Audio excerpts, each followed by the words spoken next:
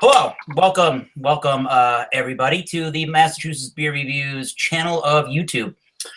I am Thomas Metal 75, joined by Jay Theriot from the Louisiana Beer Reviews, and whoever else decides to join up. I have put out the links through Facebook and the Google, or I guess it is the YouTube event is out there live. If anybody wants to join this thing, please just feel free to join.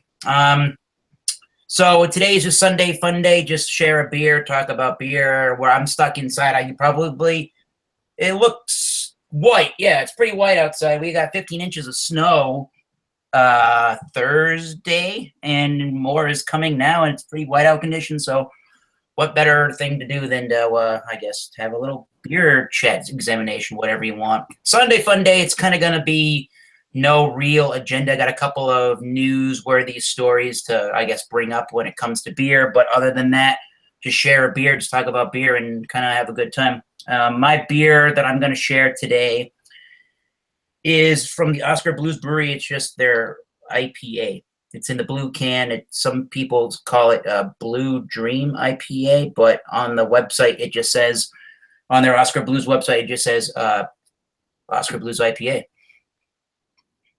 I've had so many Oscar Blues beers, and I can't think of too many I disliked. I know the one I hated the most. I was very displeased with their black IPA. I don't think I ever had that. Yeah, it tastes like burnt grain. Well, I mean, if that's what you want to drink, but I mean, I could buy my own grain and burn it. Right? Yeah, that one you're had is pretty good. I had the Oscar Blues Mama's Little Yellow Pills. Yeah. It tasted gritty, like there was grit in it. It was like really inferior to Budweiser. And if an indictment, if you're a craft brewery and you make a beer that's inferior to Budweiser, because you know Budweiser is like the thing everybody wants to criticize. Mm-hmm. But you're making a beer that's in so many ways inferior to Budweiser, you might have a problem, especially when I'm paying 3 times the amount. I'm going to go get my beer and I'll be back. We have two viewers right now, and if any one of those viewers would like a link to join the video, I guess look up Eric Fraunfelter on Facebook and message me, or go to the Massachusetts Beer Reviews group of Facebook, and I can send you a link if you guys would like to join. But anyways, about this Oscar Blues, about the Oscar Blues IPA. Yeah, go ahead. When you get a chance, I'll show you how to answer comments. Excellent. Yeah, because I can't see them right now. But anyways, the Oscar Blues IPA from Oscar Blues Brewery, OscarBlues.com. This one is brewed in Brevard, North Carolina. I believe they're headquartered in Longmont, Colorado. This one was canned on the 31st of October 2016 and says Yippee Ki IPA on the bottom. John McClane from Die Hard. There's your quote, kind of. They say it's a meta-modern style India Pale Ale, whatever the heck that means. A meta-modern IPA conceived of hand-selected hops from down under. Malt, barley, and red wheat combined to create a clean malt backbone with foolproof flavor and mouthfeel to support the main act of Enigma, Vic Secret, Ella Topaz, and Galaxy hops.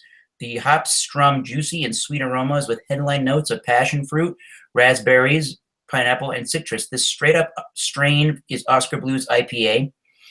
6.43% alcohol by volume. To each their own till we go home. This is 6.43 again percent alcohol by volume, and it's 70 IBUs. I'll give you a little rundown of the beer as I taste through it and examine it. Good afternoon, John Sharon from Zone 1 Beer Reviews. Hey, I thought I'd walk over and jump on, Jay. So I thought you were at a neighbor's house, buddy. We was over at the neighbors drinking some beers. Excellent. Well, again, I am drinking the Oscar Blues IPA, which I've had this one. Go ahead. Hold that up again. Let me see that one. This is just the blue can. This their IPA. I don't think I've ever had that one. This one was beer, acquired. it's not a I great acquired beer.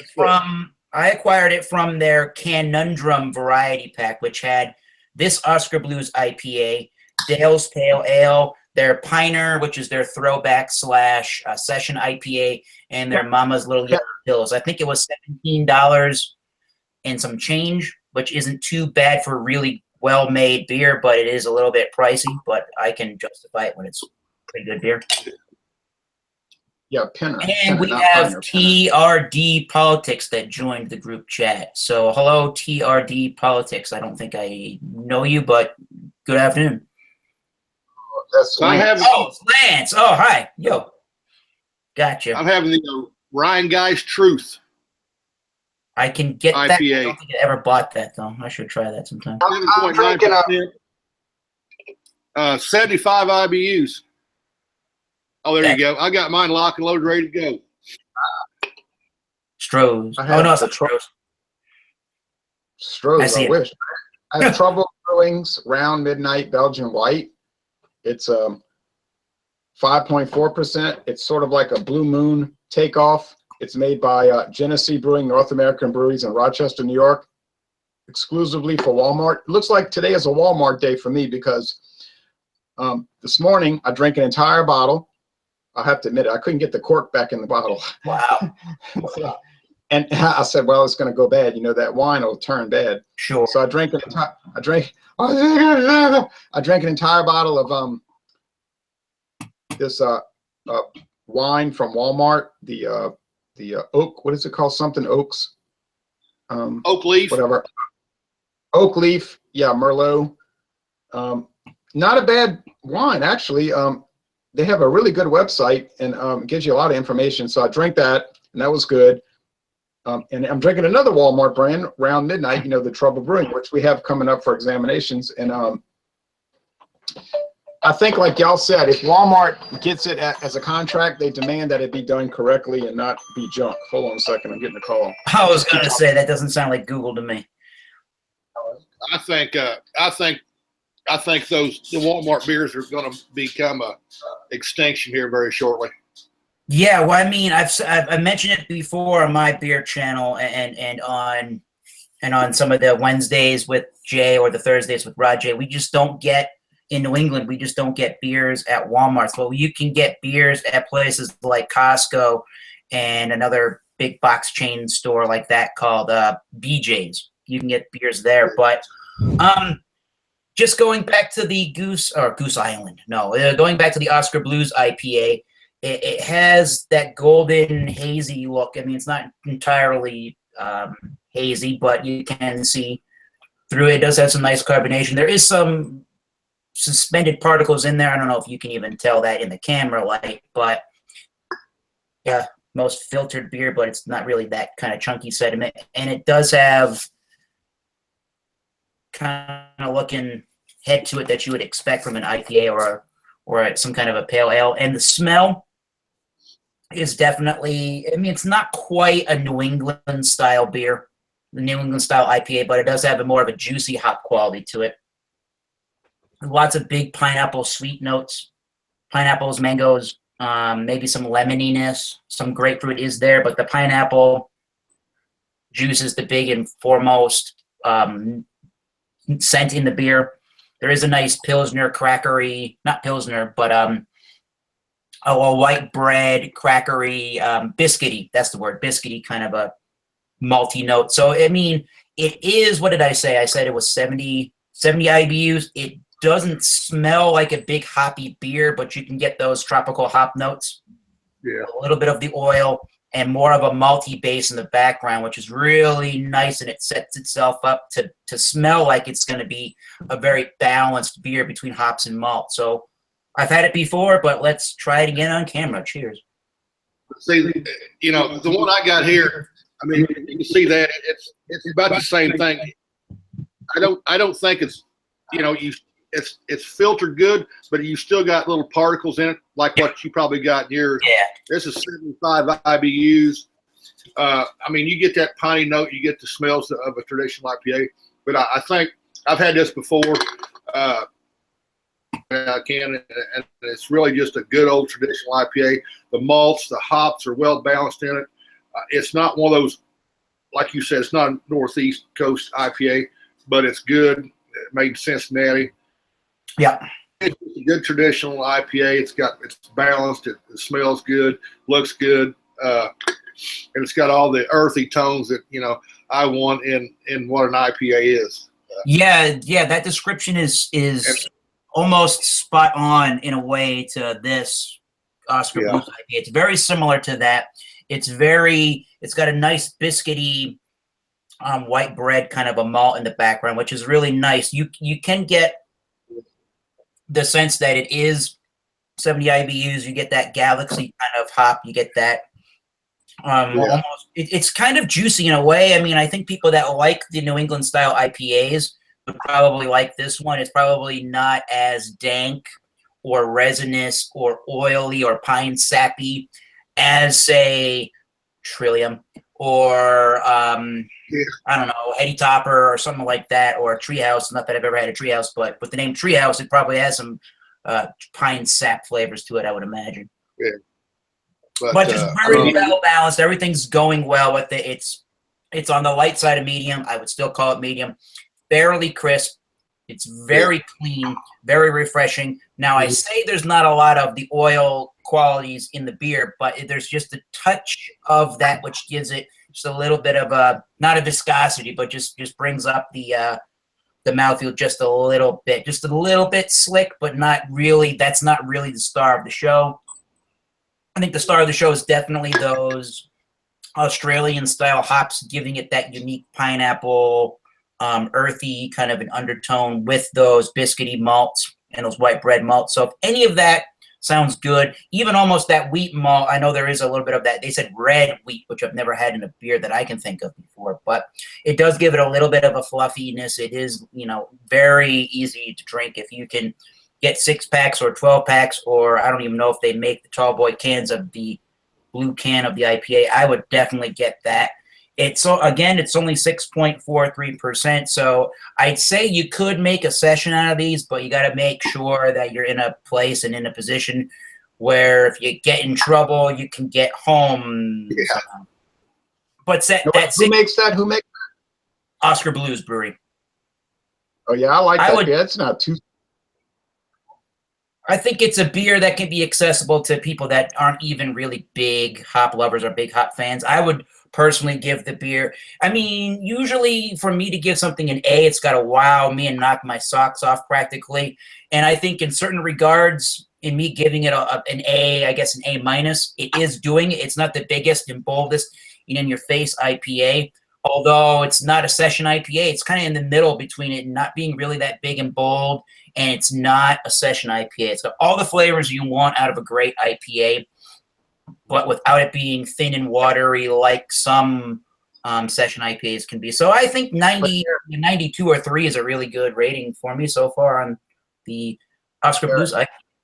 Go ahead. I didn't think it was as good as, say, like Torpedo IPA. Just saying. I thought Torpedo was better.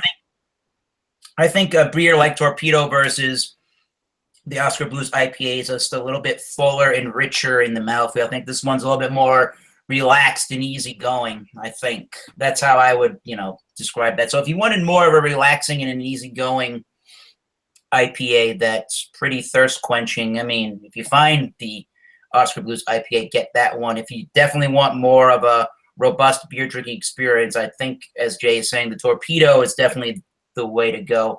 And I think they're both pretty accessible throughout all the 50 states, although John Sharon was talking about he hasn't seen this one yet in Indiana, but I bet you it is there already. I have a feeling it is. It probably is. You got the variety pack, right? Yes, that's what I got. It may be in the variety pack, which I probably ought to look at, maybe pick it up because I want to try it. I bought a single of it, but I haven't seen it too commonly around here. I did a review of it and I posted it. It was good. I mean, but how hard is it to find a good IPA? It's really not that hard. So then you start. So what are you doing? There's so many that are similar. You start looking at price.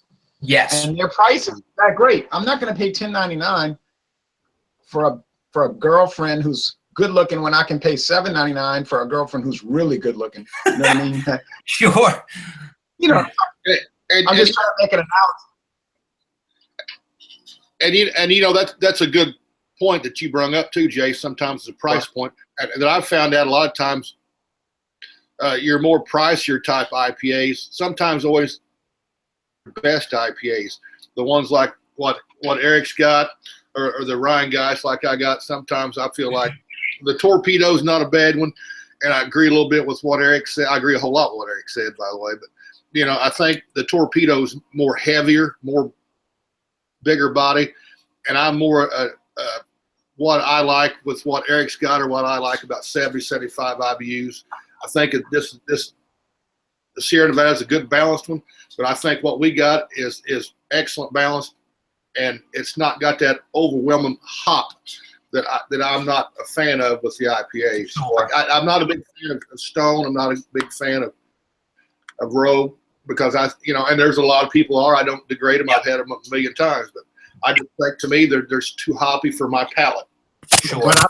But I think the Torpedo is not too hoppy. It's like perfect. It's like perfect body, perfect hop level, perfect price, because you can get it on sale for like $8.50 a six pack.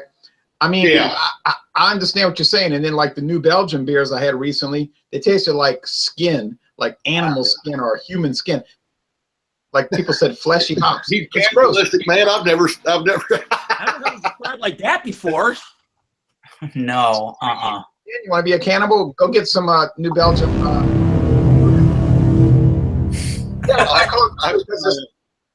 got a black magic. I think every time you eat it, you're helping some kind of Satanist or something. I didn't like it too much. Right. Yeah, I want to bring Lance into the conversation. How's it going? Introduce yourself. Introduce the beer you're drinking. Yeah. Hey, can you guys hear me? Yes. Yes. Got you. Hey, I'm sorry, I logged in the wrong one, but his name's Lance Bell, actually known as Lance the Lush. I got kind of caught off guard with this chat here. Now, what I'm drinking right now is the actually I'm doing it kind of on a cheap night. Is actually doing Labatt's tonight. I mean, we all know what it is. It is what it is, and that's pretty much it right now. You're right up my alley, because that's the kind of stuff I get caught drinking. Hey, Lance, you know what? I've been trying to invite you for a long time, so I feel good that you would join this. Well, a lot of it is just my work schedule. So I work nights during the week, and I normally miss everything, you know? Yeah. I understand that. So you can only Jay, do what you can do. Yeah. You can explain your beer. How's that going? How does it look, smell, taste, overall opinions? All right. We want to talk Labatt's. Let's talk Labatt's tonight. Now, we all know what it is. First. I mean, okay, go ahead, Lance. I was me, but go ahead. It doesn't matter. Why not? Let's go. All right, let's start this over. As we play drum roll too. Nice. It's Labatt Ice action, not Labatt Blue. I apologize for miswording it right at the beginning. Now, according to the can, it says it's 5.6% alcohol by volume. Now, it says Product USA, even though it has the Canadian maple leaf on it. This is one of those ones to where I'm questioning the 5.6%. I always have. And if you guys can stop me anytime on this, but it's like, I've always said I think it's just on the run itself. Sometimes I'm thinking, like I'm drinking one right now, it's got to be down to the 4s. But I've had other ones where I'm thinking it's like 7, 8%. I mean, like bad. I'm talking about laser bad. So it's that really big mixed bag of it, you know. No, I don't believe that. I think it is exactly what they're saying. It's just probably so smooth it doesn't come across as 5.6. Yeah, 5.6. Yeah, the U.S. government Tax and Trade Bureau, they're like really strict. So if you get caught advertising a beer at 5.6 and it's 4.9, that is your you know what. No, they don't, no way. I wouldn't believe it. But it's just smooth. That's the problem. You drink one 24-ounce can, you're like, oh, this is cool. And then you drink 2 of them, and then they got the cops at your house. You don't know what happened. You know. No, I think you're right about that, Jade. It's like maybe you're right. It's like maybe because it's so smooth, and it's like maybe it's just me. Now on the color, he's like it just looks like bad as it sounds, any other malt, even though I will say it has a nice golden color to it, the smell, there's really, you have that smell to it, but I made the mistake of having one time, let it sit out for a long time, and we all know what that smell is all about. But it's there's really not that much to say on this one, to be honest with you. Yeah, it's pretty. Hey, but basic.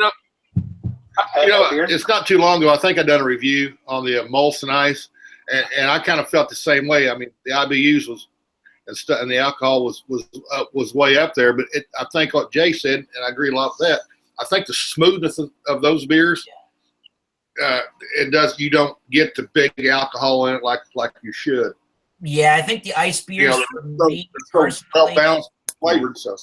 I think the ice beers for me personally, and Lance or Jay or anybody, if you want to jump in on that one, feel free to. But I think for me, ice beers and malt liquors are kind of similar in a way in their sweet, grainy kind of qualities to them.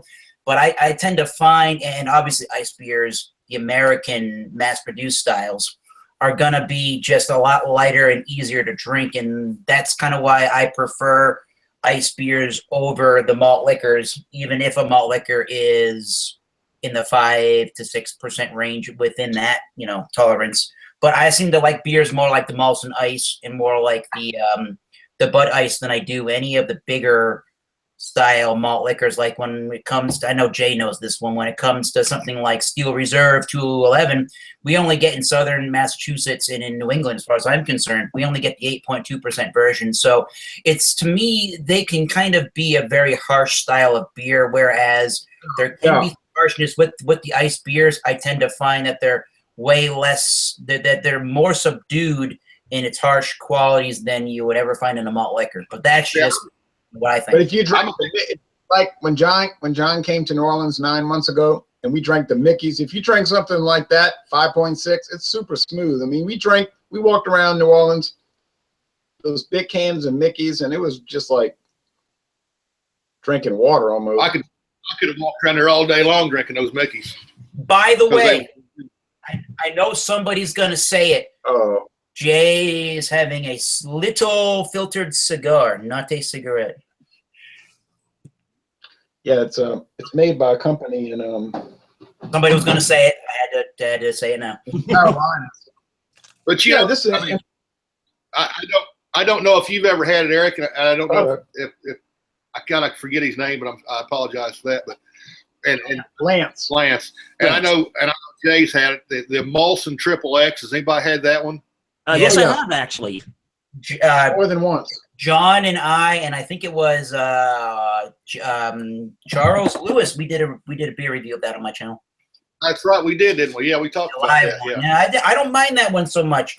And I don't know about I think maybe Lance's ice beer is that way too. I know that the Molson Ice and the Molson Triple X are not distributed and sold within Canada. I think they're made in the brewery in Buffalo, New York. And they're only for sale in the United States. Yeah. Wait a minute. The Triple X, I believe, is a U.S. only. Yes. But there's a comparable Molson sold in Canada, which is about the same ABV, around 7.5 knockout beer. The ice isn't definitely in Canada because Molson did the ice beer in North America in 1993. So yeah. Now that Lance is drinking from the same brewery where Maria, my former hangout partner, but we went to the Genesee Brewery in last year, 2016, and it was kind of a interesting experience because we went to the pilot brewery. They only showed us where they were making their craft beers, but here's a craft style beer they make called Round Midnight Belgian White, which is sort of, like I said earlier, a mimic of Blue Moon. And you said that is a beer that's made up by Genesee, is that right? Rochester, New York. Yeah, and in some way, and it's made exclusively for Walmart stores. Oh, interesting. Oh, really? I did not know that. Yeah, there's a variety pack there. You can't find it at every Walmart, though. Not every Walmart carries it. since the Walmart, right? I can almost look out my window here and see the Walmart. I think I could see it if I look carefully. In my father's town, miles north of here,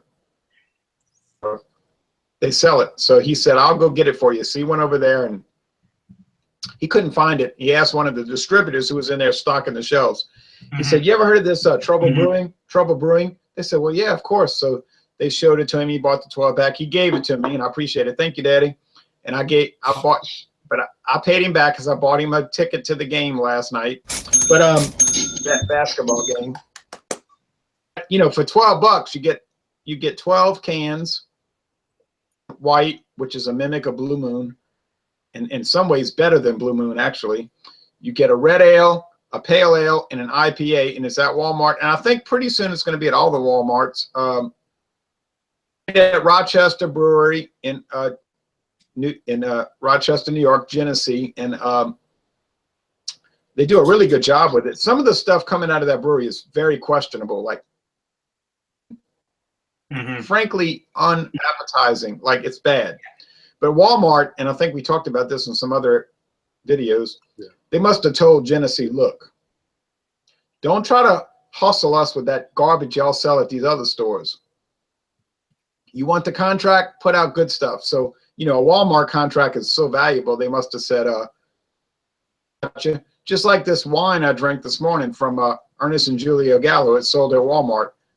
Same thing, Walmart must have told Ernest and Julio Gallo, we ain't talking about Night Train, okay?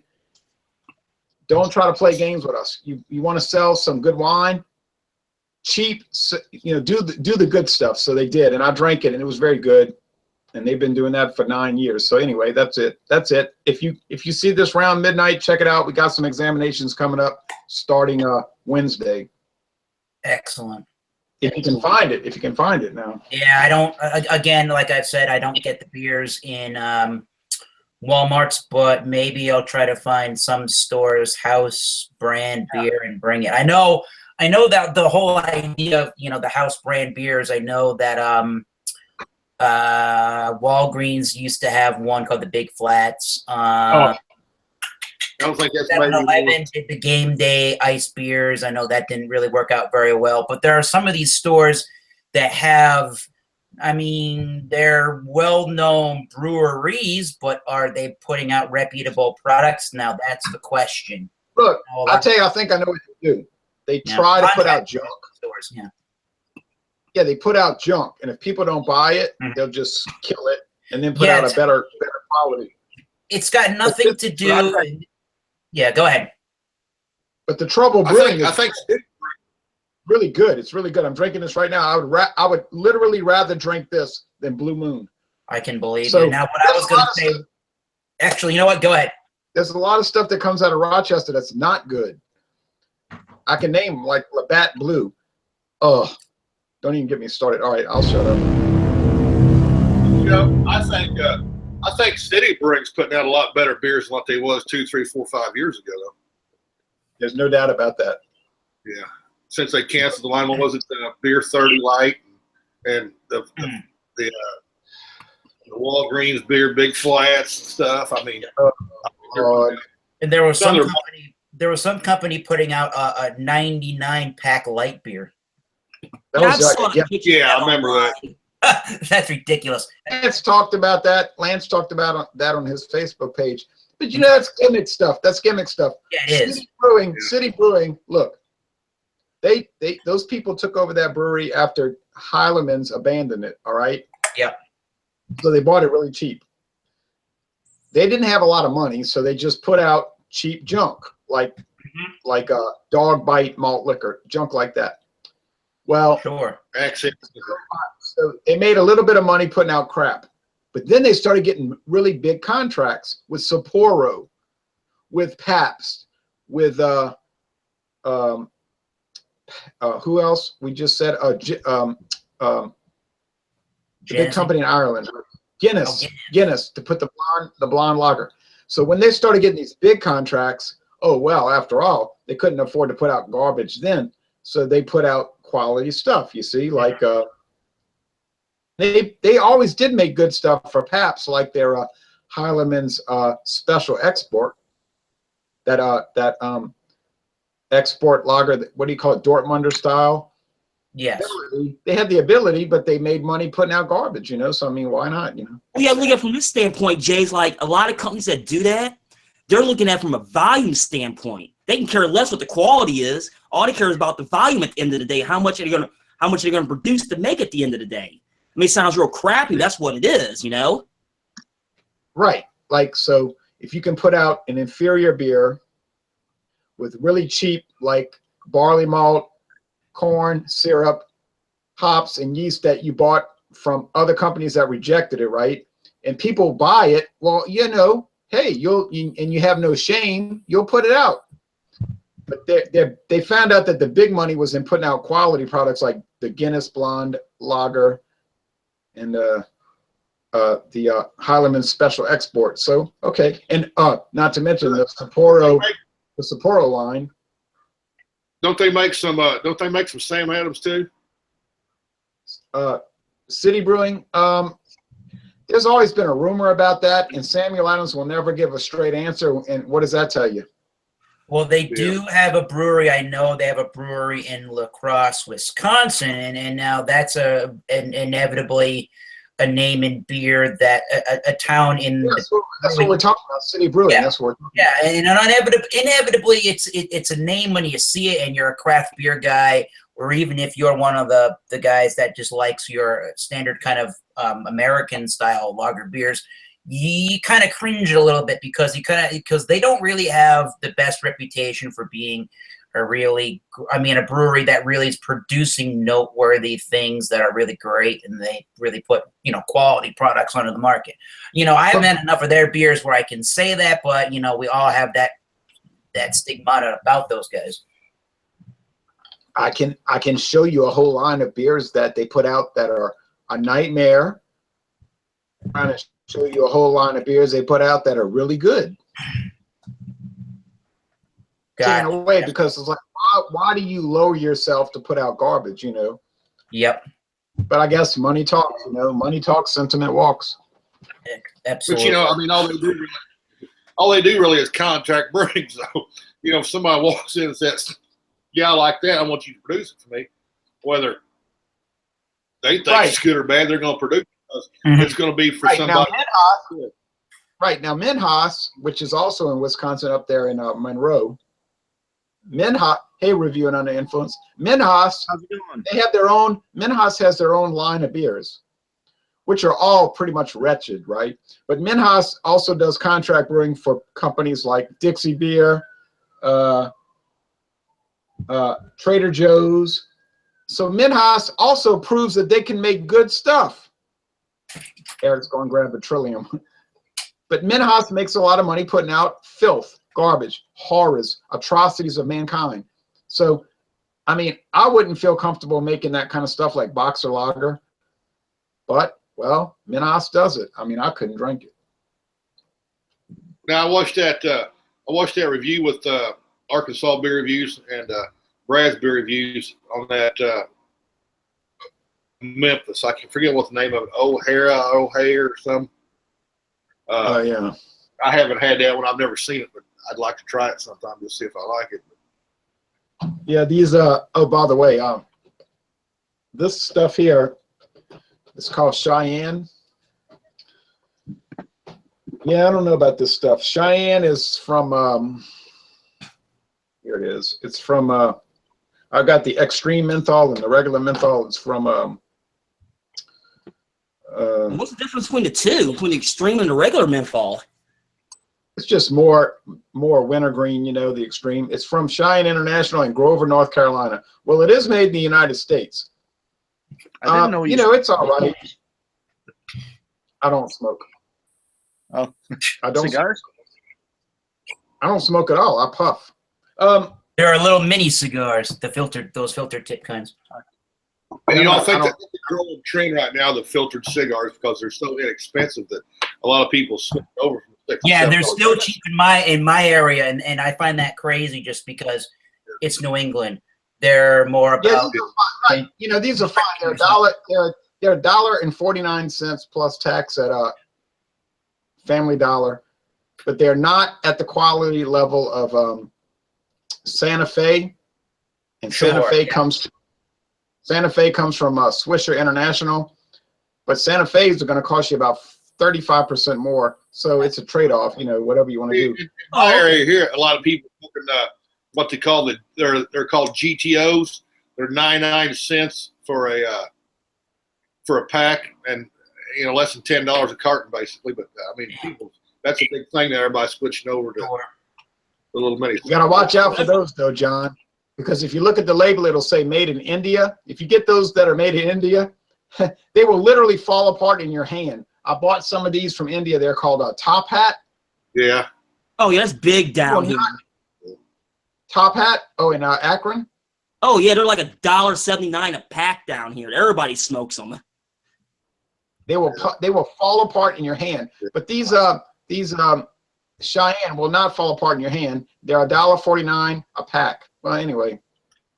Hey, maybe that's what we ought to do one night. We ought to have a mini cigar and freaking beer review. That would be cool. Cigar, beer, pipe tobacco, whatever you. Yeah, we got Trouble Brewing coming up, and y'all, I'm going to say this on air live. And John, I'm sorry, but I'm going to say it. He said we ought to do Wild Irish Rose an examination. Ooh. I had the gall. You know this, y'all. Now we may as well put it out there. I had the gall to do a video review of Wild Irish Rose earlier this last week, and that set off a firestorm. But it was fun, But it was I lost as many friends. So I will give you a public apology on live YouTube. I'm sorry if I offended you, but I was just kidding with you. That's why I hurried up and sent that one back. Said, man, I was just giving you a hard time. And if I offend you, I apologize, Jay. I don't want to make you mad. If you can offend me, you really are an expert, because I don't get offended too easily. Jordan, you got any beers? You drinking anything right now? What's going on up there in Canada? I'm kind of working on a minor hangover. Drinking a homebrew right now, some New England style IPA. Oh, Excellent. Turned out really well. Well, that's cool. Yeah. Got the Vicinity Double IPA from Trillium here right now. Nice. A real I've treat never there had yet? that. And you've still never had Treehouse, Eric? I have not had the Treehouse yet. They're in Western Mass. They're probably 2.5 hours away. I should probably make that pilgrimage sometime. They're about an hour and a half away from you. Well, there you go. He knows better than me somehow. But we'll have to do it. We'll have to do it when you're around, and I'll have to get that trip out there. I know a lot of these sought-after New England brewery beers. Now, say what you want about those beers in general, but they do seem to have limited times that they're open and limited amounts of their beers that they have. So you really have to keep track of these companies' social media accounts. Excuse me. You really do have to keep track of the social media accounts, whether it's Facebook, Twitter, or even Instagram, to find out what they have currently at their brewery, and because they'll tell you if something's about to kick, in the in the keg, and not gonna have any left for you. With the Treehouse, they're open on Wednesdays, Thursdays, Fridays, and Saturdays, I believe. And lineups can be up till 3-4 hours long. Yeah, Trillium kind of gets that way. Sometimes if you get there even when they open on a weekday, they'll have police outside directing traffic just so you can get a IPA. I have a feeling that Trillium eventually is going to wind up down in Louisiana, so I'm not too panicked about it. And secondly, the thing I don't think you'll ever see it. Heck. I don't know. I heard that about 20 other beers, and then all of a sudden they showed up. Well, what I do is just every few years I'll save up money or something like that, and then go out to wherever the hype is, and have a vacation. Right. Fun. Right. What's most fascinating to me today Eric's talking about all this snow. He showed these photos on Facebook, all this snow. No, there And it is. I'm literally tempted to take off this T-shirt chested because it is 81 degrees here. That sounds fun. Oh, Yeah. It's like, really, I got my windows open. I got my windows open. It's like literally getting. It's approaching what you would call hot. It was 41 out here last night, and I was walking outside pretty warm. Damn. Golly, Not here. golly. Wow. But I do have a few. I don't want to try to do the Rod J Beer Ventures thing, but I do have a few things that are happening currently that I found for beer news that I think would be kind of cool to talk about and discuss. I know that Jay. I know. Wait. Before you start that, didn't you want to learn how to do the process of answering live comments? Yes, I did. Yes. Okay, this is very easy. I gotta go to the bathroom, get a beer, so I'm gonna jump off here, and I'll see you guys here in a little bit. All right. Okay. all right. Thanks, Very thanks everybody. Welcome. Anytime. Thanks. All right. Yes. Okay. All you got to do is open a tab to Google Plus. Google Plus. I'll go to Google Plus. Okay. Google Open that tab. All right. Just open that tab. Plus. Once you open that tab, you're going to see your Hangout. You're going to see your Hangout live. Okay, YouTube Hangout, blah, blah, blah, whatever you called it. You're going to right click on that and put open in a new tab. In a new tab, and you can kill off your Google Plus tab. Now it's going to start talking, like, you know, you'll hear it because it's about a 20-second delay. But you can mute that tab, and then you'll see, once you bring up that YouTube tab, you'll see to the right of the screen, and I have a desktop, which is the best format for this kind of thing. But you'll look to the right of your screen, you'll see all the comments, and I made. Oh, because if I'm on YouTube and if I click on the event on YouTube, will I be able to see the comments from there? Forget all that. Listen to what I'm telling you. I tried all those other avenues. They don't work. Because I didn't create an event live on Google Plus. I only created it through YouTube. Okay, now there's a way. Let me interject there for a moment. It doesn't matter. I can see the live chat on YouTube if I click on it. I can see Arkansas Beer Review said hello. Friar Tuck told me I have an excellent shirt on right now, so I can see their live. I can see that live chat right now. Okay, that's it. Then you're there. So you should be able to type in at the bottom. You should be able to type in a response or simply just vocalize a response. Gotcha. So yeah, there's no way to really do it just live on the live from here on the chat. That's kind of crazy. Okay, there's way up. There's actually a way. No, you're wrong. You're wrong. There is a way to do it. Just now, right from the broadcast. No, what you'll do is. Go ahead, Jay. I'm sorry. That's okay, Lance. I did it yesterday. Remember I did the video yesterday called "Video Beer Reviewers Who Do Not Answer Comments." Yeah. Well, that was a firestorm. You know, like I had a lot of people that were really angry, which is probably the people who don't answer comments. And then I had a lot of people who were saying, "Oh, right, you're right on, brother." You know, these people are jerks. They don't answer comments. So, but what I did was I throughout the whole video I was answering comments. No, you can do it. Just what I told you. You click on Google Plus. You find your chat. You find your. It's going to show your YouTube.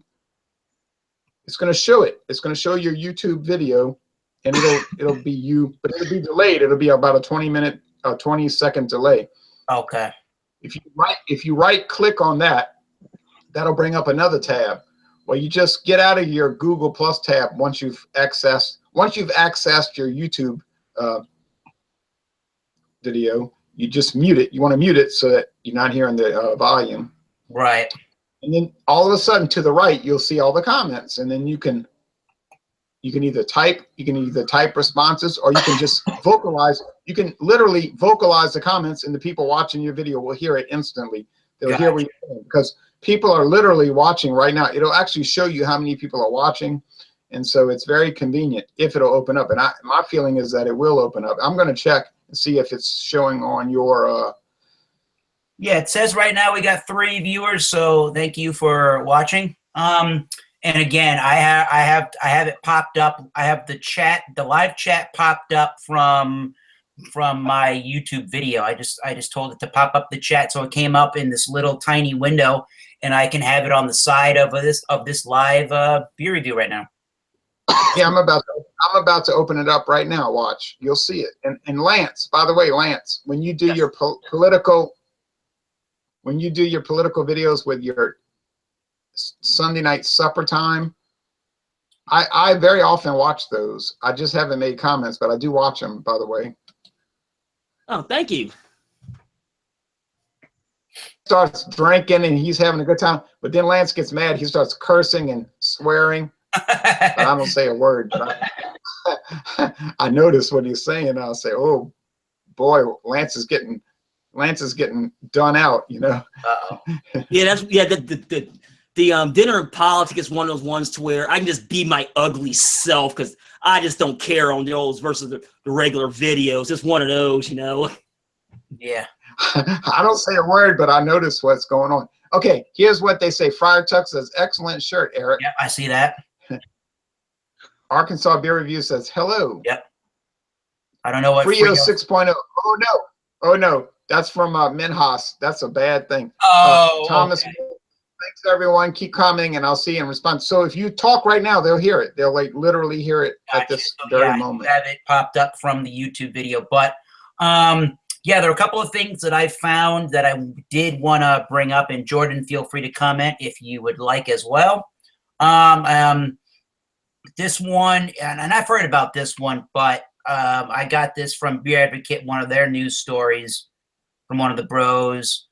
Apparently, there's going to be opening in Baltimore County, Maryland. There's going to be a Diageo announced on January 31st its intention to build a U.S. version of Dublin's popular Guinness Open Gate Brewery. So the company would plan to build a mid-sized Guinness brewery and a Guinness visitor experience with an innovation microbrewery at the company's existing Relay, Maryland site. The new building capability and consumer experience, combined with a packaging and warehouse operation, would bring the company's investment to Relay to approximately $50 million. And they also go to say the new brewery would be a home for new Guinness beers created for the U.S. market, while iconic Guinness stouts would continue to be brewed at the St. James Gate in Dublin, Ireland. And they're going to have tours available for them. They're going to have experimental brews on site in the tap room, and you'll be able to purchase all kinds of merchandising there. So I don't know what anybody thinks about that, but if they're looking to expand into the United States and get more of the United States kind of a beer drinker into more things, then I think that's a win-win for both Guinness and for both the United States market. I don't know what anybody else thinks about that, but feel free to comment. Well, you know, the best way to describe it is like this. We all know what Guinness Stout is. Like for me personally, I expect if I'm drinking that for it to march down my throat, right? And a lot of people are the same way. My only thing is this. If Guinness really plans on doing this, and I understand why they're doing it, you're taking an iconic brand, catering it to the American market, and I said this when the Blonde came out, that it's gone. I felt that it actually did more damage than good. For instance, I would watch my Guinness Nitro review when I reviewed it last year. I went back and started thinking about it again. I'm thinking to myself, but now with the news you just gave, it's like, I don't know this is a good idea at all. I understand why, but maybe you guys can inject in this. Maybe I'm wrong. I mean, please tell me. Yeah, they're not going to actually. Go ahead. I tend to agree. I tend to agree with Lance. Okay, look. Brewing beer is not an art. It's a science. Okay, it's an algorithm. It's a recipe. A recipe is an algorithm. If you follow the formula, it's going to work. Well, yeah, that's why it's called craft beer, not art beer. You know, like I'll let you finish there, Jay, before I interject. Okay, so it's an algorithm. If Guinness brews their beer in America, it's going to taste pretty much exactly the same as what it tastes like in Ireland. No matter what people say, they're just dreaming, you know. All right, but that's not the issue like Lance is talking about. It's the perception.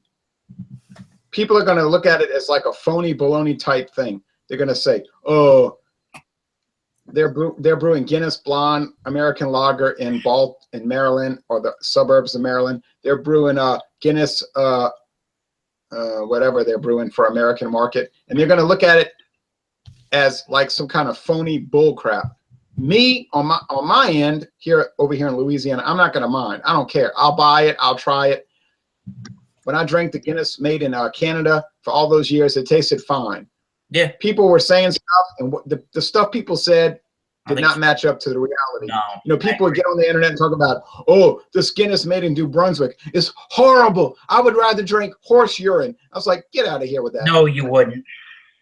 That is a joke. You're just saying that because it sounds good, and you're trying to build what we call street credibility in the beer drinking world. Yeah, I agree. But I understand, like Lance is saying, it's a mistake because perception is reality, and people are going to perceive it as phony, and they're going to take it as phony. I mean, your casual beer drinker isn't going to care. Your casual beer drinker isn't going to care. But your craft beer enthusiast is going to have some kind of big issue with it. That's it. Rajay's Beer Ventures is saying Weird can't see playback for some reason, and I'm not sure, Rajay, what to tell you about that other than I can send you a link to the video from YouTube, and maybe you can watch it through there. Let me know if that would be a good thing for you, Rajay. But to go back to the Guinness conversation, they're not going to brew any of their, I don't know, I can't say they're not going to brew any of their stouts. If they come out with a new stout or a porter or some kind of a different black style lager or ale of some kind, they could possibly brew that in the United States, but they're not brewing anything that's already got street cred. They're not going to brew anything that's already got a worldwide international reputation in Baltimore, Maryland. They're specifically using it for their Brewers Project beers, for any new ones that may, that's a loose term, for anything that may fit within the United States beer scene. That's, again, a loose term. That's what they're going to do in the United States. I'd like to see Guinness on Brettanomyces or something like that. You mean a stout? Has there ever been a black lager or a black kind of a ale that's been done as a sour or wild ale that you know of? Oh yeah, tons. Well, myself, I've probably reviewed 10, 20 of them. I've actually never heard of that. What's your perception of that style? I like it. Imagine like a Flanders Red with just a little bit more robust kind of roasty characters, Interesting. Yeah. So you would like really to good. see them really, really, really think outside the box. Yeah. So Ken Oh, yeah. Reviews is saying he had the West Indies Porter last night. It's okay for $1.49, British pounds over here. And I think that's one of their better beers, to tell you the truth. The West Indies Porter, some of those beers that they just brought back from the 1700s and the late 1800s, or 1700s and the early 1800s. Those are really great beers. And, they've been in the catalog and they did really well even back then for a reason. And I think that, again, leave those iconic, historical beers to Ireland to brew. I just think people are getting the wrong idea about what the American brewery might produce. But wait a minute. Here's the dirty little secret. But you know me, I'm always reading, right? So Go right ahead. a company like Guinness and in hard liquor like Old Crow, that's just an example of whiskey, bourbon whiskey. Yeah, Or Old Granddad or something. Look, this is the truth. People don't want to deal with it. This is the truth. Beers like Guinness and hard liquor like Old Crow, and I can name a whole lot of others, those products have been contract brewed or distilled for over 200 years. Guinness always had their beer farmed out to various distillers, like in England, even in continental Europe. It could have been Germany and France. They would send those companies the recipe. In other words, it was like McDonald's, right? They would buy a franchise and they would say, here's the recipe, just do it right. And they would do it. Yeah, but keep in Guinness mind, was, go ahead, Jay. Guinness has been brewed under contract pretty much its entire history. This is not new, okay? So this baloney about, oh, I don't like Guinness because it's not from Ireland. Well, look, you must have not liked Guinness for the last 200 years because that's been the case. Well, to keep in mind too, Jade, it's like it's one of those situations to where, like in Guinness, it's like it's held to a specific standard it must meet all the time, and that's Right. a lot of it. Well, yeah, but they like they'll tell a company and like, okay, I'll give you an example. Haiti, Port-au-Prince, Haiti, or Lagos, Nigeria. Okay.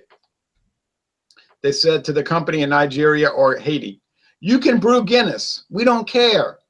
But we're going to send our people out there, our quality control people, from time to time. They're going to test it and they're going to taste it. And if it's not up to the standard, you're going to lose the contract. Well, believe me, they do not want to lose the contract. So what are they going to do? They're going to make it right. I mean, come on, man.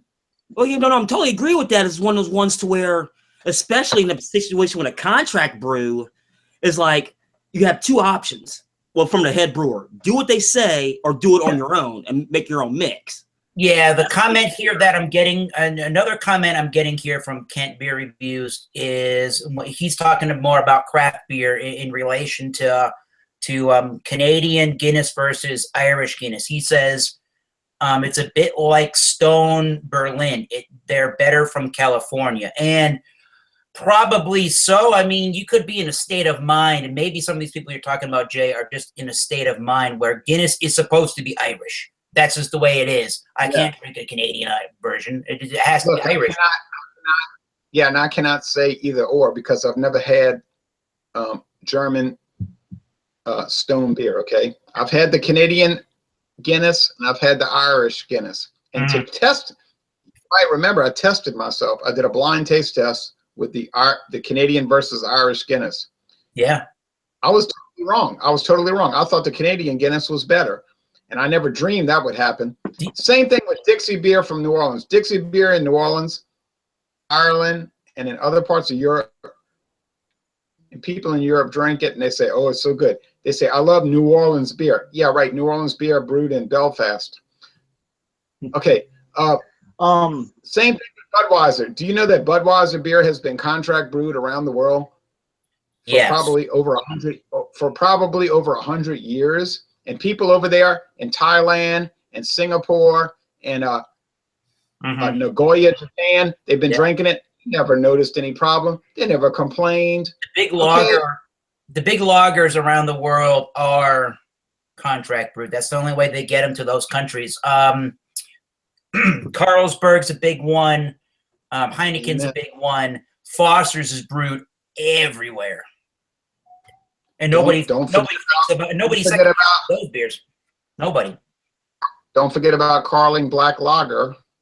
That is very true, which is becoming a thing of the past almost. As John Sharon would say, and at one point it probably was a legacy beer in the United States, and you'd barely ever see it in the United States. I think the last person that we did a beer review with was my buddy Nate from Brockton, Massachusetts, and he probably claimed I think we were doing our standby beers at one point with you, Jay, and he actually brought Carling Black Label beer, and he was quite certain, and I almost believe him at this point, being in the area that I am in the United States.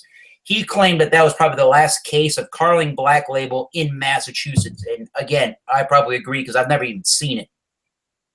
Yeah, I got 2 cans somebody sent me in the mail selling beer in South Africa, so it does have a following in some parts of the world. I actually did watch the Swill and Grog one the other day, and he was talking about that very stat. So that's kind of interesting stuff. Wish I could try it. It is the #1 brand. It is the #1 beer brand in all of Southern Africa. That is a fact. Yeah, again, I just kind of thought that was interesting news that they're going to open up a experimental brewery for the Guinness stuff, that Diageo is going to do that in the United States, which is kind of cool information there.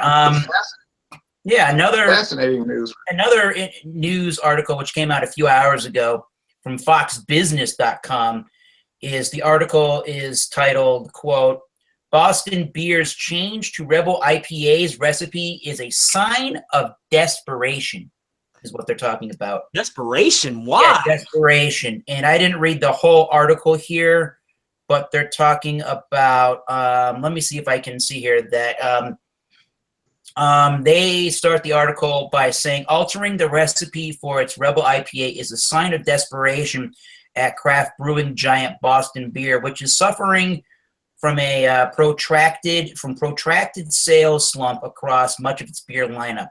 That the brewer felt the need to, quote, completely reformulate the recipe from its once popular brew is an indication of how much Boston Beer is worried about the decline. The company says, quote, Project Lumpless brought in hops that were not readily available when Rebel IPA was introduced. Quote, Rebel IPA now has more intense, juicy, tropical, and citrus flavors supported by a leaner body and a crisp, clean finish to optimize the hop character, according to a press release. So that's what they're talking about right now. And what they're talking about right now, I believe, is a beer called the Rebel Juiced IPA. Now, I bought that because, you know, kind of like this Trillium beer here, I kind of thought that even in reading their commercial description, it was going to be more of that juicy New England kind of an IPA that's becoming really, really popular in the craft beer market. They had to add actual mango juice. So they're using certain hops, but they have to actually add mango juice to make it react the way that they want it to, which is not what New England style breweries are doing with their IPAs. So I don't know what's going on with that. You say something, Jordan. What I find with the new juicy IPA trend and New England IPA, oftentimes people will like brew up just a regular West Coast IPA and say something like juicy on it. Yeah. Just so people buy it, you know? And it's kind of lying to the customer, I think. It's like if it says like juicy or hazy IPA, I expect like New England style IPA, sort of. Yep. But it's kind of disappointing. It wasn't a bad beer. I mean, it's not the greatest thing on the earth. I actually would rather drink a Budweiser. Wow. So but it's not that bad of a beer. But the thing is that if they're going to market it as a juicy IPA, you don't gotta add juice to your damn beer. I mean, at that point, it came off as slightly a gimmick kind of a beer, and it came off almost as just kind of like just. I mean, some of these beers do taste like fruit juice, but that really actually had fruit juice, so it really legitimately tasted like that. I have one beer left in the fridge. I bought that 6-pack maybe 2 or 3 weeks ago. So there's what I really think of that beer. I mean, I did a review of it on my channel, and I probably gave it a low. I think I gave it a C+ to a B-, and I think that's a very warranted beer review of that beer. I have one of those bottles in my fridge. Well, Jim Koch, I'm looking at this review. I'm looking at this article right now, and I honestly didn't really read it, but at one point in the article, it says the Boston Globe recently quoted founder and chairman Jim Cook as saying, the status quo sucks, a philosophy he also likes to apply to his beer as well. In the press release, Cook was quoted as saying, quote, as hop varieties evolve, we want to use new varieties to keep brewing the best beer possible, ... It's wild to think how far the brewing industry has come today. A beer can evolve. And, you know, he talks about, he says, behind the talk about a hop's lemony lime, orange, and eucalyptus notes is the implication that the brewer is worried about slipping further behind the competition in its brewing category. So, you know, that's kind of where they're at right now. They're seeing their sales declining 23% from last year. There's a lot to that, though. Yeah. Go ahead. I'd be paranoid too if I was like Schlitz in 1977 and I could see the future. I saw it was like a cliff and I'm about to go over it. I'd be paranoid too. Well, a lot of it has to do with like. That ain't my problem. Yeah. Go ahead, Lance. It's one of those situations to where at this stage of the game, it's about selection from the consumer. There are so many breweries, microbrews, and nano brews. I mean, in their situation, they just can't keep up because there's some sheer volume of breweries themselves, you know? They don't necessarily have a choice, especially when they're getting supplies. They can't get them. Bottom line, this can't get them at all. So they got to think outside the box. The problem is everybody else is thinking outside the box. Mm-hmm. And we've all seen it. We're all reviewers. We all know this. I mean, we've seen some bad beers come out in the last 3, 4, 5 years. I mean, that's the nicest way for me to put it. So it's one of those ones to where I hate to say it is what it is, but it is what it is. If that makes sense. But Lance, the funny thing about it is they try to make it look like it's our problem. Hey, it's not my problem. I don't own a company. I don't own a brewery. That's your problem. Are you talking about it's your problem?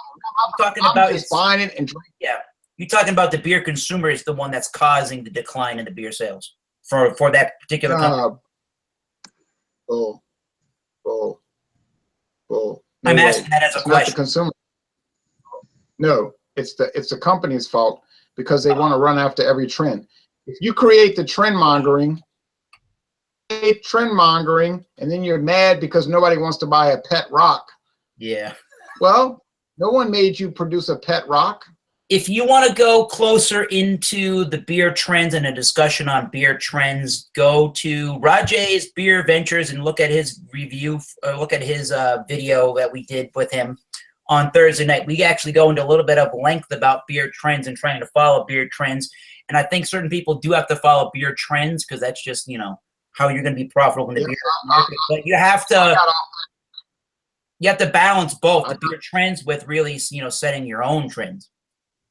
I got off that hangout after 1 hour, but I watched the second half the next day, and I agreed with what y'all were saying more or less. We have a new member to the chat today. His name is Michael Sheldon Jr. from the state of Rhode Island. Cheers. Welcome, Michael. Cheers. What are we drinking today? Oh, we got the Natural Light. Yep. 40th anniversary. Excellent. So yeah, that's definitely what's been going on in the last couple of hours with Samuel Adams and their Rebel Beer line. Well, the one thing with Sam Adams, and I've always said this for years and years and years. Yeah. They are the quintessential gray area of breweries. I mean, they're mainstream. Yeah, they've been around for a long, long time, but they want to be craft. But it's like there's this. It's so intertwined with them. They're just in that really bad situation. Mm-hmm. If that makes sense. They want to be one, but they want to be the other. Yeah. They know they can't be both. Mm-hmm. Coming back to the situation they got now. You know, I've always respected them. I always liked their beers. Don't get me wrong. But it's like, what they gonna do? That makes sense? Yeah. They dug their own grave.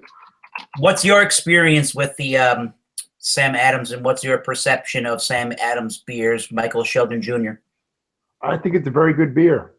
And you have no problem you ever buying, picking up that beer, no matter what? Yeah, I have no problem with that. Pick up the beer, and it's always good beer. So what is it that drives you, and what kind of beers that you buy?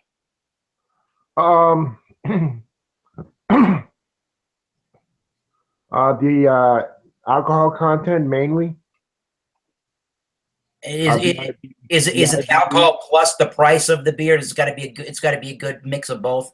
A really cheap, a really good priced beer for the alcohol. Yeah, I think Sam Adams is a bit overpriced. Really? Is that anybody else's perception here on the panel about Sam Adams? What do you say? It's a little high. But Okay. you know, Sure. people buy it. Why should I squawk about it? Arkansas Beer Review says making your own trends was what I was agreeing with. That's what he agrees with. He says he told me agree with that. making trends is what he agrees with.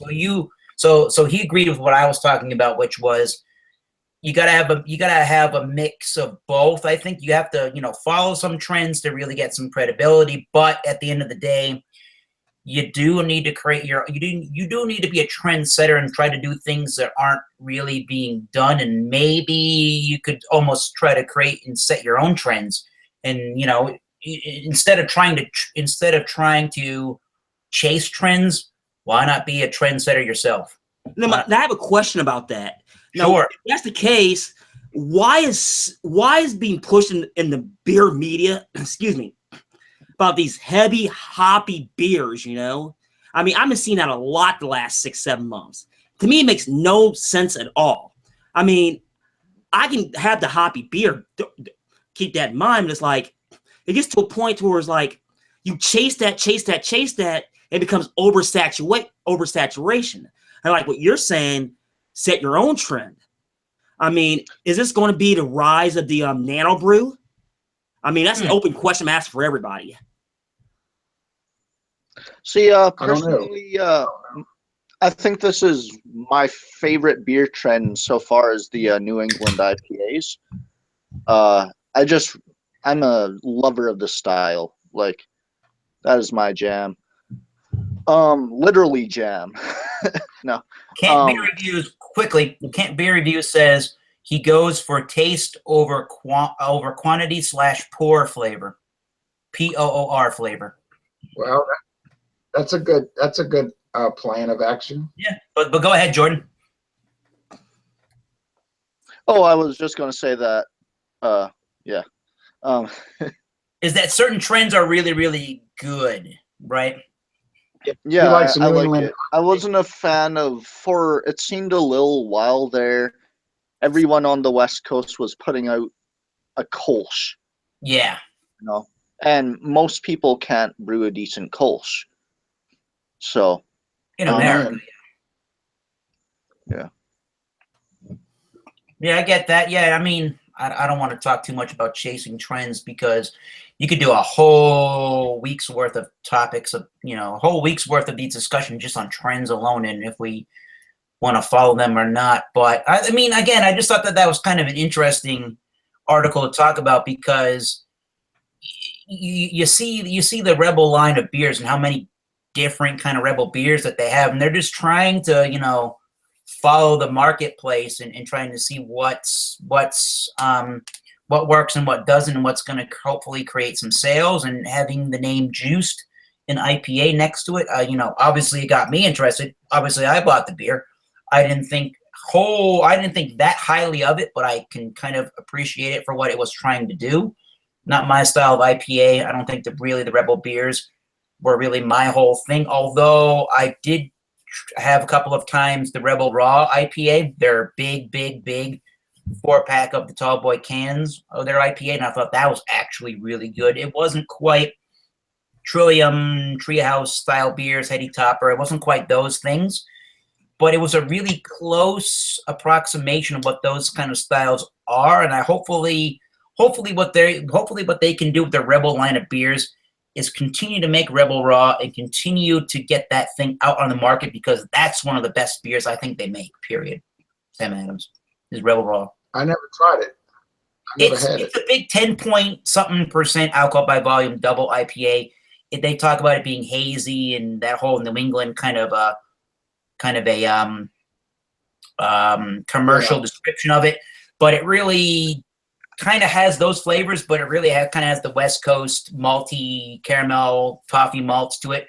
But it's a really good big IPA. It's really hoppy. It's really what is the word? Hazy. And it's just a really big IPA. And I think they did that one really, really, really well. I don't think they did the juicy IPA tremendously terrible, but I don't think it's the greatest thing since sliced bread. Okay, now I have a question. Now, here in Akron, we don't get the New England IPAs very often. It is really sporadic.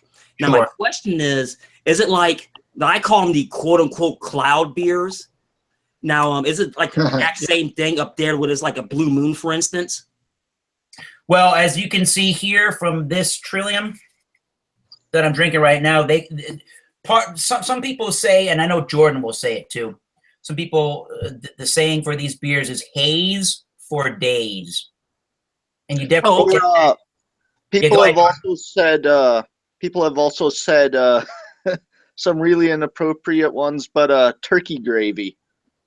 Oh, okay. I thought you were going to say that. Ew. Yeah, but they definitely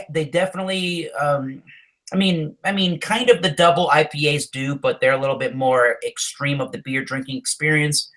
But they're 5, like between 5 and 7.5. They pretty much drink like a juice, and they kind of pour out like juice, and they kind of have those juicy tropical kind of pine needle characteristics to it with that, because sometimes they add either a white wheat malt or a flaked oat. It will give it a nice fluffy mouthfeel. But yes, it does. Yeah, someone said it looks like what Stifler drank in in American Pie. Sure.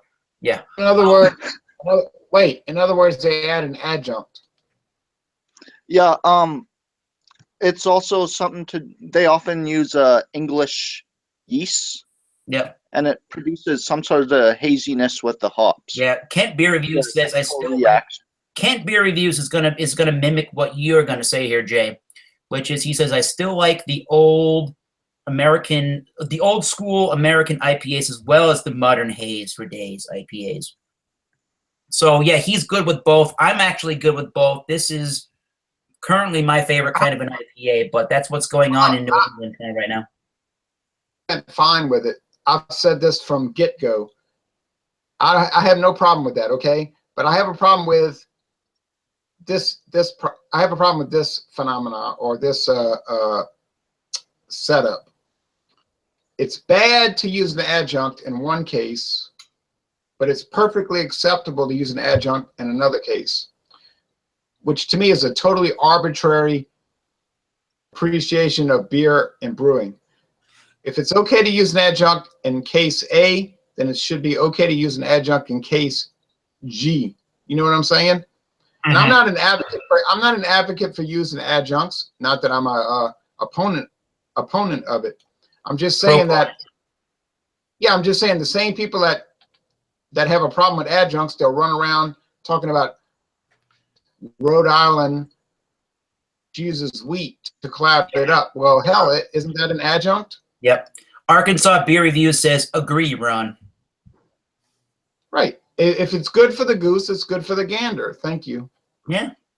I mean, it is what it is. I don't have a problem with that. I know the European brewers are a little bit more about just use traditional beer ingredients and just, have, end it at that. But if you can brew a good beer, I think it's worth our time to look at it and review it and give it our honest opinion. That's all I'm going to say about that. Yeah. My opinion is they can use whatever they possibly can think of to brew it. If it tastes good, awesome. Yeah. As long as it's not extract. No extract. Why not? To go on unless you had something to bring up to that discussion there, I wanted to bring up an entirely different kind of a news article here for a second. Okay, but Eric, I'm about to get off of this. That's all right. I've enjoyed the hangout, but I'm going to go walking and yeah, we can't check out the evening. No. Yeah, it's 81. It's 81 degrees here, so I'm going to go walking in the warm Louisiana weather and then check out the evening news. But I appreciate you inviting me to the hangout. Yeah, absolutely. Yeah, anytime you want to do something, just let any of us know, and we'll invite you over. Thanks. I'll invite y'all over because my hangouts are always totally inclusive. What do you got for this Wednesday? All right, never mind. He left. I'll ask him off camera. Anyways, here's another topic for you guys here. It's from the Denver Post the other day, talking about the article says, ditch the milk. Here are 3 beers that pair perfectly with cookies. Who likes cookies? We all like cookies, right? Come on now. 3 Colorado beers paired with 3 delicious cookies. You like salted caramel chocolate cookies? And I bet we all do. You should drink their Hibernation Ale from Great Divide. Hibernation is that English-style old ale that Denver's Great Divide brews each winter as a seasonal beer. The toffee sweet notes from the rich malt and hop bitterness in the beer balances with sweetness and richness of the cookie. At 8.7% alcohol, the beer leaves a warming sensation while the cookie finishes with a salty, sugary flavor. Together, the beer leaves a warming, wintry impression. Other beers to pair: old ales and winter seasonals, such as Avery's Old Jubilation. So that's kind of cool. If you like oatmeal raisin cookies, Avery's The Reverend would be great with that. They say the Reverend is a Belgian-style quadruple with molasses and dried cherry flavors at a potent 10% alcohol. The golden raisin flavors in the beer are a perfect match for the actual raisins in the cookie. And likewise, the cloying sweetness of the beer matches with the sugary cookie. And they also say the hint of cinnamon in the cookie is also accentuates the subtle spice in the beer. And if you can get Omegang's Three Philosophers, there's a good Belgian quad to try with an oatmeal raisin cookie. And to finish this one out, if you like a big imperial stout like Oscar Blues 1050 or 10fighty, you should try it with a double fudge white chocolate chip cookie. The 10fighty or fitty is a big, bold imperial stout with dark chocolate and coffee with hints of tobacco. The bitterness from the 10% alcohol, roasted barley, and strong hop presence balances with a decadent, over-the-top sweetness of the cookie. The rich chocolate flavors build on each other, too, making this likely the best pairing of the batch. And if you like big imperial stouts such as the Great Divide Yeti, or if you can get Four Noses Lakia Boss, which I think is a kind of a pipe tobacco, the Lakia, that would be great with a double fudge white chocolate chip cookie. So a little different news there, but curious what you think about those kind of things and what you think about pairing beers with desserts. Ooh, here's my thing with like special food pairings, especially talking about desserts. I'm one of those people to where if I'm doing desserts, I don't even look at beer. I'm looking straight to Italian dessert wines. That's what they're designed for. Now, as far as beer, if I'm looking at desserts, now keep in mind for full disclosure, I'm definitely allergic to chocolate. Ooh, now, yeah, there's another story for another day. But it's if I'm looking at it straight. On this music, wow. No, but it's one of those ones where if I'm looking at desserts, I gotta look at something. I gotta look at a light beer. I mean, no stout, no imperials, no stouts, no porters. It's going straight light beer. That's the only. This is me personally. It's the only way I can do it. I don't know about you guys. You tell me. I mean, and what do you guys think as far as, excuse me, what as far as pairing? You know. Yeah. I like George. a nice milk. I like a nice milk stout or vanilla stout as dessert, personally. Or paired with a New York cheesecake, something like that, you know. What would you pair with those kind of foods? What kind of beer? New York cheesecake stout. Yeah, a nice stout. Something really sweet, you know. Anything to add to that, Michael Sheldon Jr. beer pairing with dessert and food? I don't really pair beer with desserts. I'm more like, if I'm gonna have a dessert, I'll have a big cold glass of milk. There you go, straight from Rhode Island itself. Excellent. Yeah, I mean, the big holidays for me, your Christmases, your Thanksgivings. Usually, I get together with the family and we do that whole celebrating the holiday with a big meal kind of day.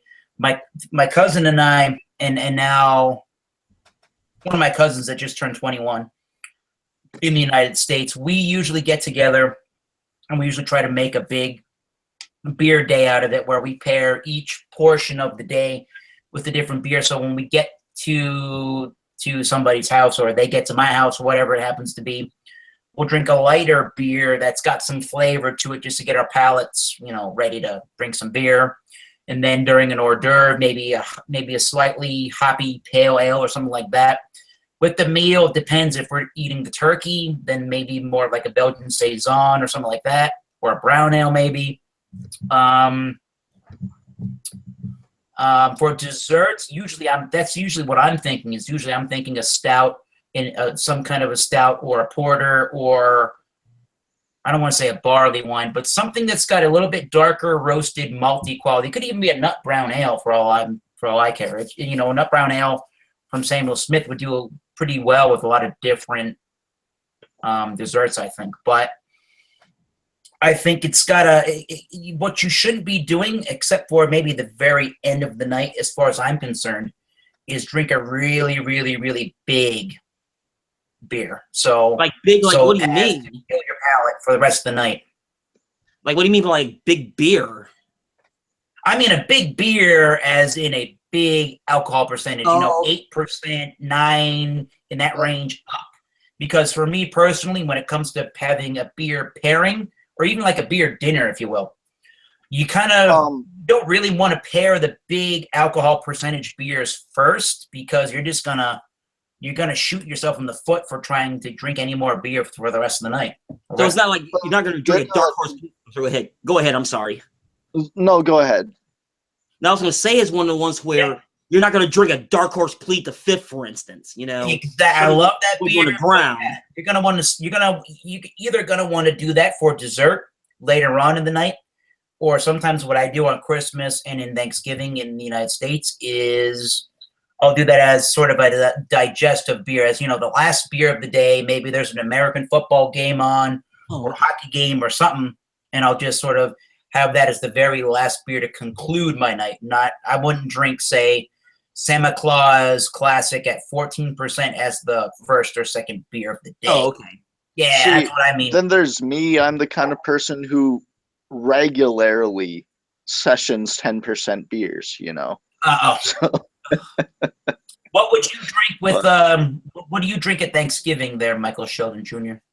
With turkey? I drink a Budweiser, straight Budweiser. Just Budweiser. Yeah. Wow. And I think I've probably asked you that before, but if you could pick one beer that's your favorite beer, which one would you think would that be? Definitely a Brooklyn. The Brooklyn Lager. Yeah. Interesting. I like that. Very awesome. Yeah, definitely when you get to that 5 to 6% in the craft beer range, that's you could almost go, any time of the day with something like that. Definitely. Unless anybody has anything else to conclude with that one, I have one other news story before we can conclude. Go ahead. A really, really good dessert beer and anything like that is like cherry lambics, any sort of fruited sours, stuff like that. Really nice, light alcohol, nice acidity to cut the fat of the meal, stuff like that. Really nice. Interesting. I know you're up there in Canada, but you probably would appreciate this story here. Not really tremendously beer newsworthy, but it still involves beer. Apparently, Jacob Leinenkugel, from Leinenkugel, Leinenkugel is from Chippewa Falls in Wisconsin. He announced that he was going to retire in September 2014. That's what he announced. But apparently, the Trump administration has got Jacob Leinenkugel to be a part of his administration. Apparently, he is going to be a part of the Veterans Affairs Administration. Jacob Leinenkugel, Leinenkugel Beers. I don't know. I thought that was kind of interesting news there. I don't know how newsworthy that is, but that's kind of interesting that even a big giant in beer, whether it's craft or micro or macro, is made its way into the White House. So maybe the next time you see a beer summit, maybe they'll bring some better beers. I thought the White House had a brewery in there. I've never heard that. No. The only thing I know of, because politics is my field, is Yeah, go ahead. I knew they had the bowling alley. Now, as far as like micro or nano brews, for instance, this is the first I'm hearing about it. It really is, unless there's custom beer made specifically for the White House. And if this is being made, it's being kept really, really, really quiet. Yeah, I don't even think it's just about that. I don't even think it has anything to do with beer being made in the White House. They just say on this article from the ChippewaHerald.com, m/Chippewa.com, they just say the Chippewa Falls, they say Jake Leinenkugel has gone to Washington. The Chippewa Falls native has signed on with the Trump administration and has been appointed as a senior White House advisor to the Department of Veterans Affairs, and he was sworn into that position towards the middle of January is when he was sworn into that. And they say, quote, or Dick Leinenkugel says, quote, Jake is a veteran. 2 of his children are veterans. He certainly knows firsthand the challenges and opportunities men and women who leave the military face, and this will allow him to impact the policies that will impact veterans. So I thought that's kind of cool that somehow the beer industry is just more than the beer industry. And even if you talk about, your local breweries and local people that are making the beer in your local community, it's more than just we're brewing beer. It's more that they want to make an impact in their community. They want to make their community and the citizens that they serve, even if you are, in the service industry, like a restaurant or in the brewery industry, you want to make, your constituents and your people kind of feel proud that this is happening in my community. This restaurant's here, it's local to me. This beer is here, it's local to me. And you got to feel kind of proud any point in time where you can sort of have those accolades, in your local town. And I think it sounds like he knows, firsthand about the military in the United States, and he might be a good fit for that position. But kind of thought that was really interesting beer news, that a big brewery that has some kind of ownership of Miller Brewing Company has something to do with the Trump administration. So there you go. Oh, yeah, like I said, it's news to me. So it's one of those ones to where I just didn't know, Yeah, absolutely. So that's I find that kind of very interesting. So unless I can find any other beer information, we might as well go, as Rod J would say, go to extra innings, overtime, off air. Unless anybody's got anything to add to the discussion, anything that's going on in their local towns, communities, any beer drinking news that's going on with them, want to explain your beer channel, go right ahead. Well, I don't know much about your beer channel there, Lance. So yeah, that'll be great to hear about that. I'll definitely subscribe. Okay, explain my channel as this. Yeah. When I started Lance the Lush, it actually started as a joke on my politics page. Now, the very first review I did was Bernie beer, which is if you're not a big sports fan, is former Cleveland Browns quarterback Bernie Kosar. So what happened was, I said, you know what? I'm gonna do a video on this just as a gag. And at this point, I knew nothing about the world of beer reviews. And I did the video, and I started thinking to myself, I'm actually starting to upload. It's like, you know what? I can do this. This is easy. And I've been doing it ever since. Now because of issues I won't get into here, like I don't do a lot of reviews because a lot of it has to do with scheduling. Sure. But it's one of those ones to where I've done it ever since. It's like I'm into season 3. Season 4 is getting to restart here at the end of next month. But it's one of those ones to where even I don't have the count that I want. But it's one of those ones to where I'm very happy. I enjoy doing it. It's something I can sit down on Fridays when I do it. You know, I haven't done it in the last, because I've done it sporadically in the last 4 or 5 months because of medical issues. But it's one of those ones to where I can sit down and I can do it. Everything's already set up. I can upload it quick. It's just one of those things to where I just love it. And I've been a part of the craft world, and I hate to say this, and I noticed, and I'm gonna use statutes of limitations on this. I've been around the craft world since I was 18 years old. So for me, it's one of those ones to where I'm into the field, even though like I can't get out and explore like I really, really want to, if that makes sense. Sure. Yeah, excellent. I haven't seen your channel, but I'm looking forward to checking that out and supporting you and reviewing Under Influence. And Michael Sheldon Jr. sometimes will join me. Sometimes we'll be live in the field in the state of Rhode Island where he's at, trying some different beers, experimenting, trying to get him into some different things. And yeah, reviewing Under Influence. A little bit about your channel. Go. I've been reviewing beer for a little over 2 years on my channel. Yeah, I haven't been reviewing quite as much lately, but yeah, check out my channel. Pretty quality beer reviews. So no, but yeah, out in Canada here. Cheers. Excellent. Michael Sheldon Jr. I know you're not on YouTube, but a little bit about yourself and your beer drinking experience over the years. Beer drinking experience. You know how I go to rock concerts a lot?